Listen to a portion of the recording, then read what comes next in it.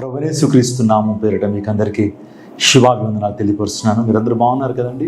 మీకోసం ప్రతిదినం ప్రార్థన చేస్తున్నా. మీరు ఏదైతే ప్రార్థన అవసరాలు మాకు తెలియజేస్తున్నారో వాటిని నమ్మకంగా ప్రభు సన్నిధిలో ప్రార్థనలో పెడుతూ మీ కొరకు, మీ క్షేమం కొరకు అనుదినం ప్రార్థన చేస్తున్నా.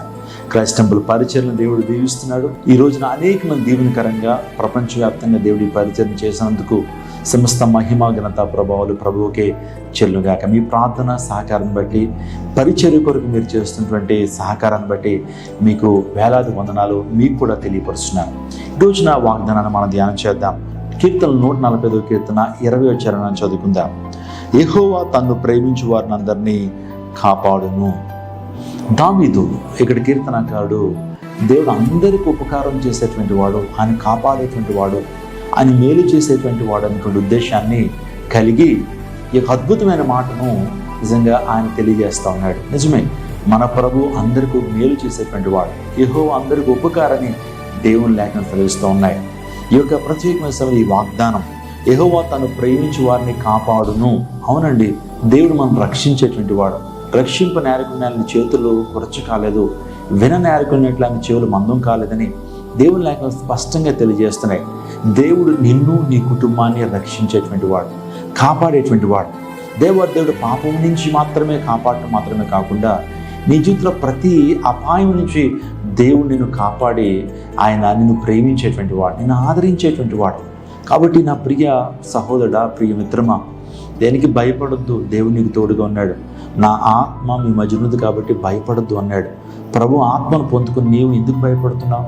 యేసు రక్తం చేత కడగబడి నీవు, ప్రభు నిన్ను రాజులను యాజక సమూహంగా చేశాడు, ఆయన సొత్తాన్ని ప్రజలుగా చేశారు. ఎందుకు భయపడుతున్నావు? దేవుడు నిన్ను నడిపించుకోడా? దేవుడు నిన్ను ఉన్నతమైన స్థానం నడిపించడా? దేవుడు నిన్ను స్వస్థపరచడా? దేవుడు నిన్ను ఆదరించడా?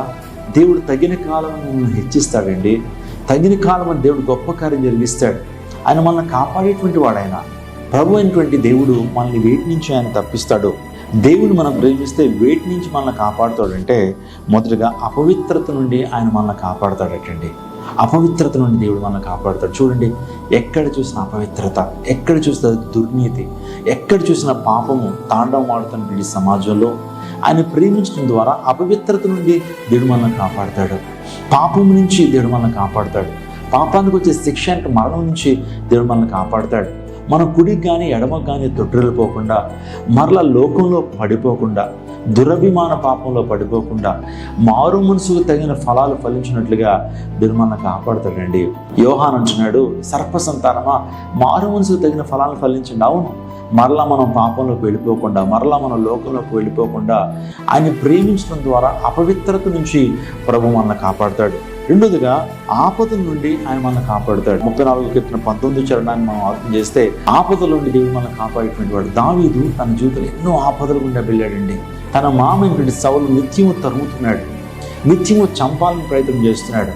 తన కూతురు కూడా చెప్పాడు, మీకాలో దావీదు నాకు అప్పగించు అని. కానీ దేవాదేవుడు దావీదు పక్షం ఉన్నాడు. దేవాదేవుడు దావీదుకు తోడుగా ఉన్నందున దావీదు తప్పించబడ్డాడు. దావీదుని దేవుడు తప్పించాడు. ఒక సందర్భంలో దావీదు అంటాడు, నాకు మరణానికి ఒక అడుగు మాత్రమే దూరం ఉంది. ఎంతో ఎంతో ప్రతికూల పరిస్థితుల్లో భయం గుప్పిట్లో ఉన్నటువంటి దావీదుని దేవాదేవుడు ఆపద నుంచి రక్షించాడు. తను ప్రేమించేటువంటి వారికి దేవాదేవుడు గొప్ప కాపుదల భద్రతిస్తాడండి.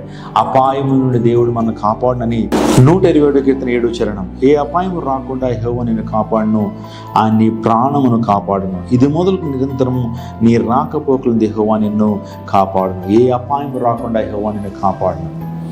రీసెంట్గా హైదరాబాద్ బ్లెస్సింగ్ కాన్ఫరెన్స్ ముగించుకుని శనివారం రాత్రి సుమారుగా 12 గంటలకు బయలుదేరాను విజయవాడ. ఉదయాన్నే మరలా 6 గంటలకి ఆరాధనలు, 4 ప్రత్యేకమైన ఆరాధనలు ఉన్నాయి.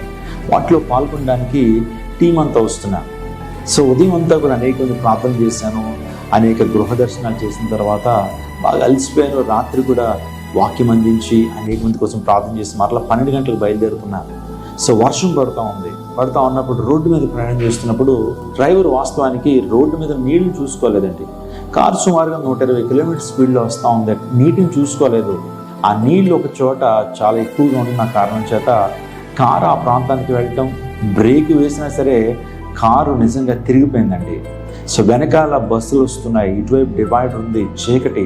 ఆ టైంలో నేను అనుకున్నాను, సో ఈ కారు ఎలాగైనా సరే డివైడర్ అవతలకి వెళ్ళిపోద్ది, లేకపోతే వెనకాల వస్తున్నటువంటి ఏ యొక్క వాహనం ఉన్నా ఢీ కొడుతుందేమో అని అనుకున్నాను. కానీ ఒక అదృశ్య హస్తము మా కారుని ఇలా ప్రక్కన పెట్టినట్లుగా నేను గ్రహించగలిగానండి. పరిశుద్ధాత్మదేవుడు నాతో మాట్లాడుతున్నాడు, నేను నిన్ను కాపాడాను, నేనే నిన్ను కాపాడాను, నీకు అపాయం రాకుండా కాపాడువాడు నేనే అని ప్రభు మాట్లాడుతాం. ప్రభుని ఎంతగానో స్తుతించానండి. ఒకటి కాదు, రెండు కాదు, అనేక వందల అంశాలు నేను చెప్పగలను, అనుభూతులు చెప్పగలను.